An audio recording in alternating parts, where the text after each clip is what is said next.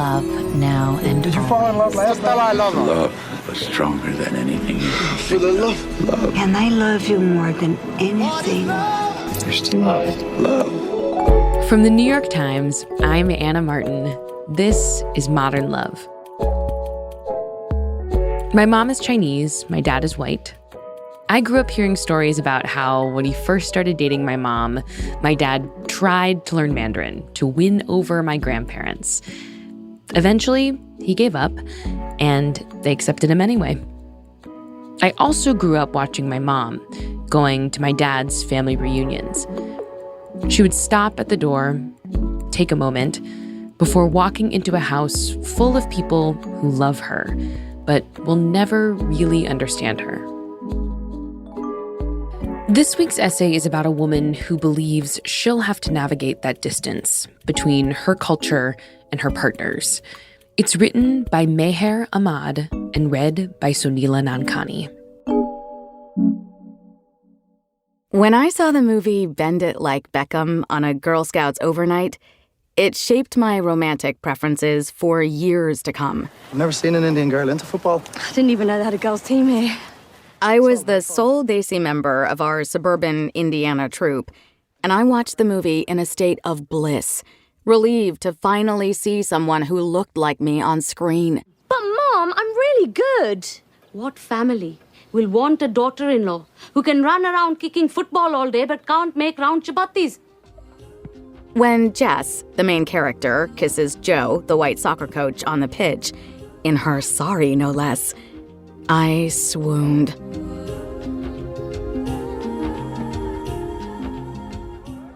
In the final scene, Joe plays cricket with Jess's Punjabi father.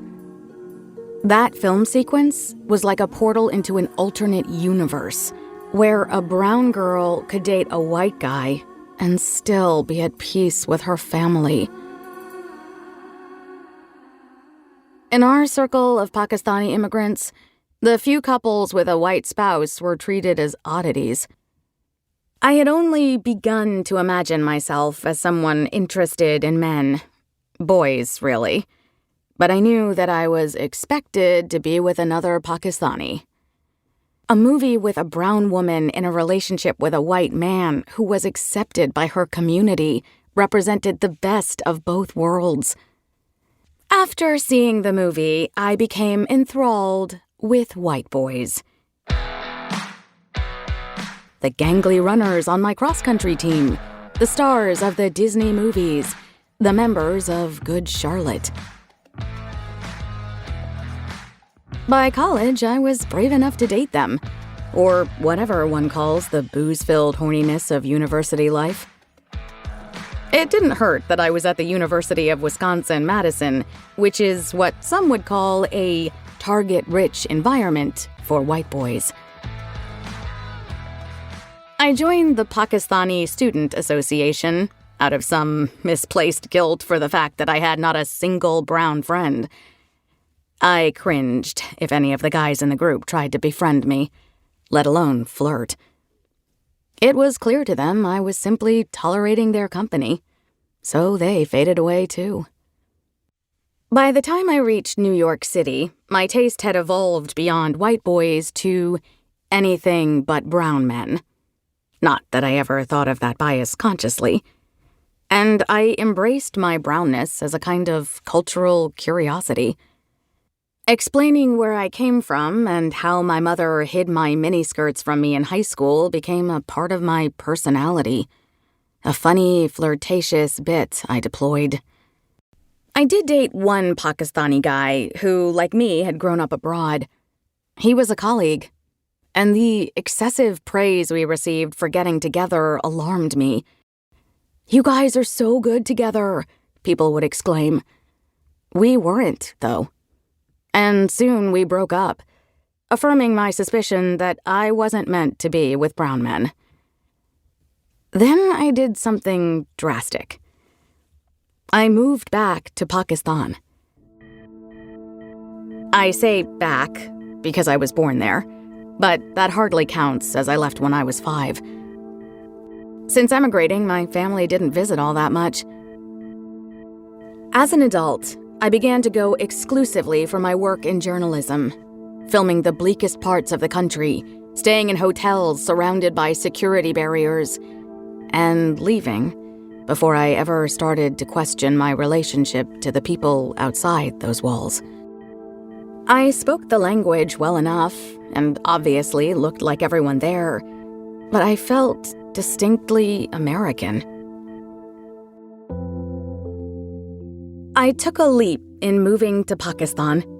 I thought it would be a bankable career move to work as a stringer for American media outlets, and it was.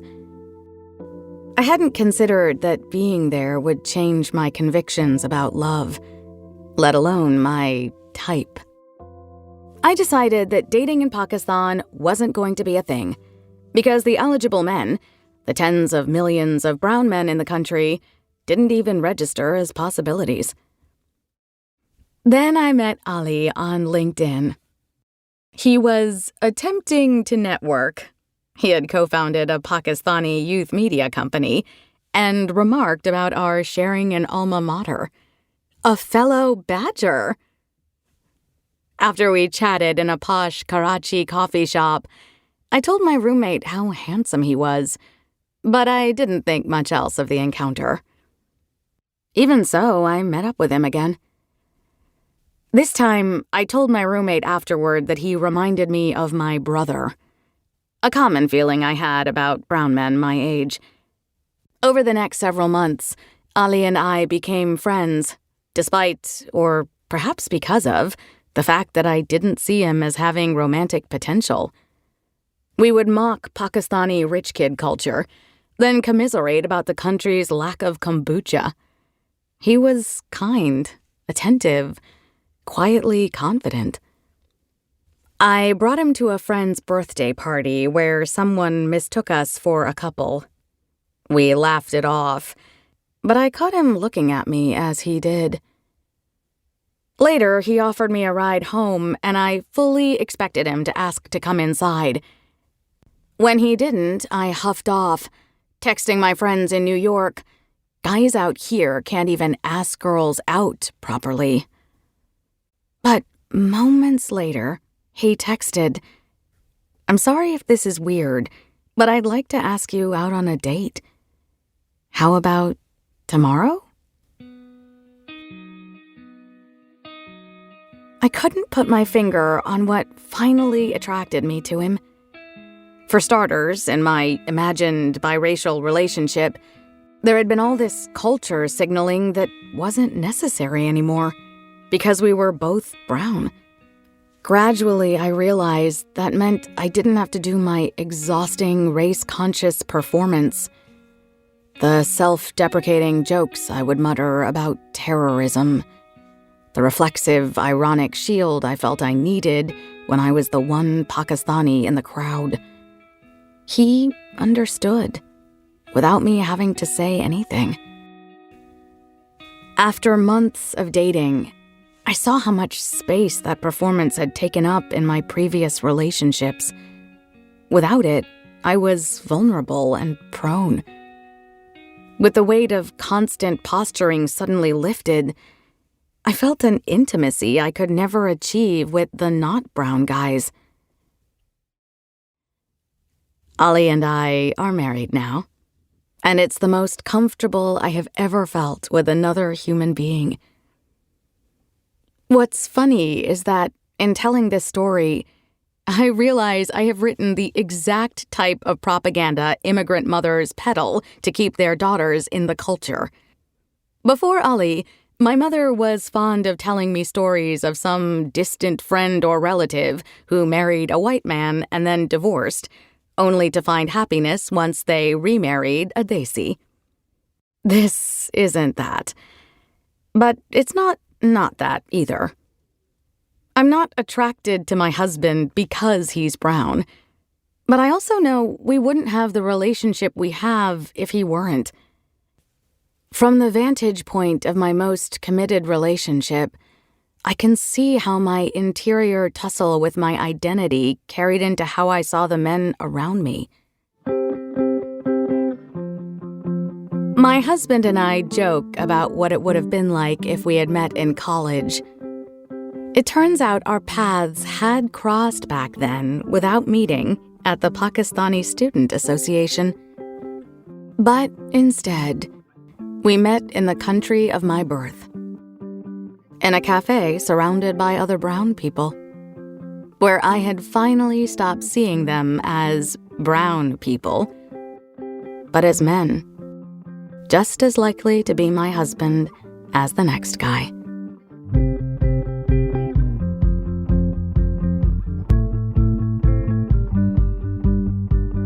After the break, how to put your love life into the hands of the universe. That's coming up.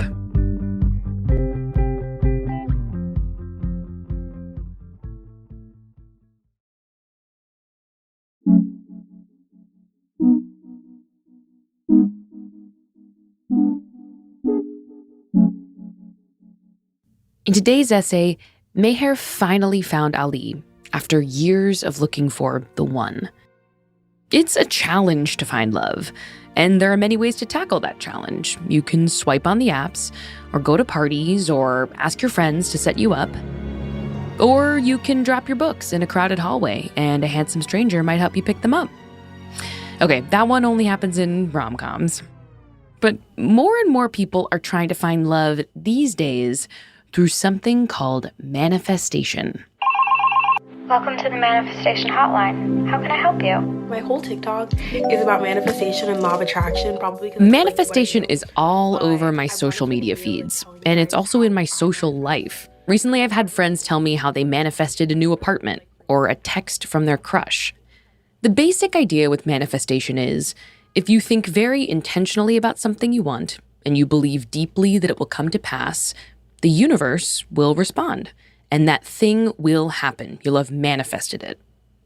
So romantic manifestation is picturing your perfect partner, whatever that means to you, and putting your love life in the hands of the universe. I made this list, and the list is so detailed. I wrote everything that I wanted in my husband, all these sheets of paper. So I wrote down a bunch of the qualities that I wanted in someone. Funny, loyal, trustworthy. I also wrote things like I want someone who snowboards, someone who skateboards. And if you want to try romantic manifestation, there's plenty of advice online.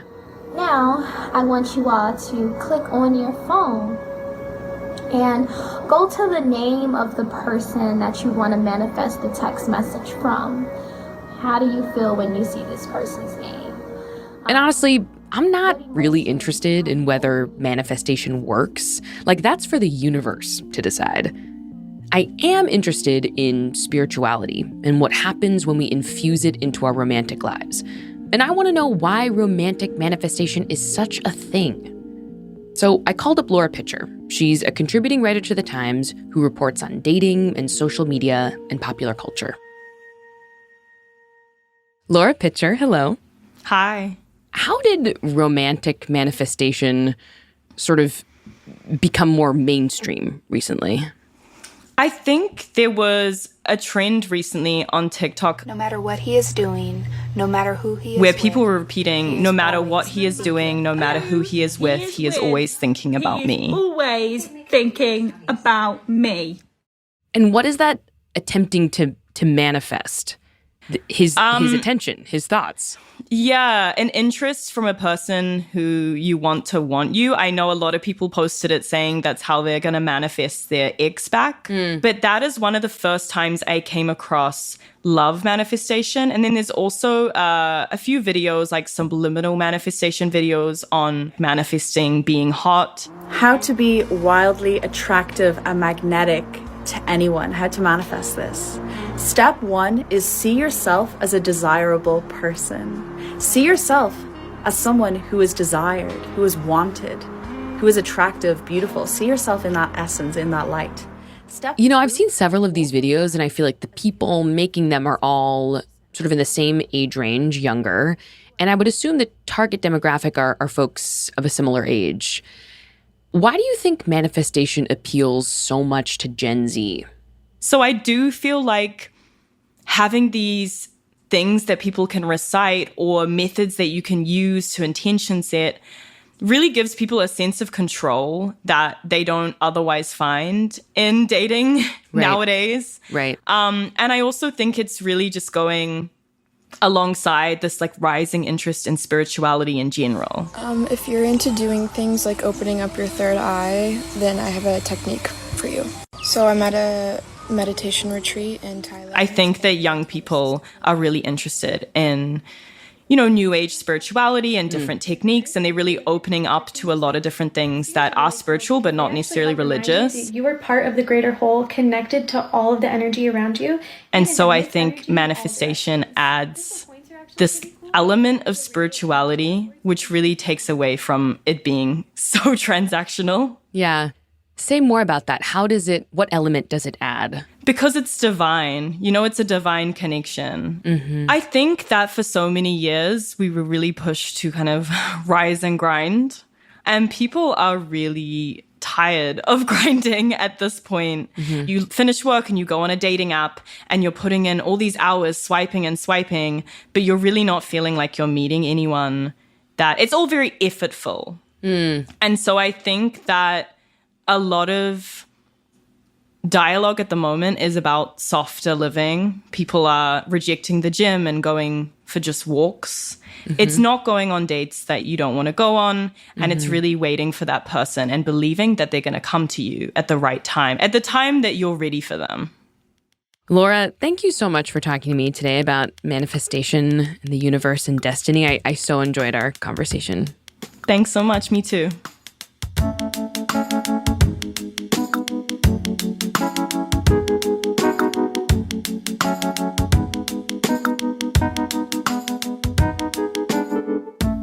Next on Modern Love, a woman gets a call from her ex-husband. He's running out of time, and he has a request. That's our season finale next week. Modern Love is produced by Julia Botero, Hans Buetow, and Elissa Dudley. It's edited by Sarah Saracen. This episode was mixed by Dan Powell, who also made our Modern Love theme music. Digital production by Mahima Chablani, and a special thanks to Anna Diamond at Autumn. The Modern Love column is edited by Daniel Jones. Mia Lee is the editor of Modern Love Projects. I'm Anna Martin. Thanks for listening.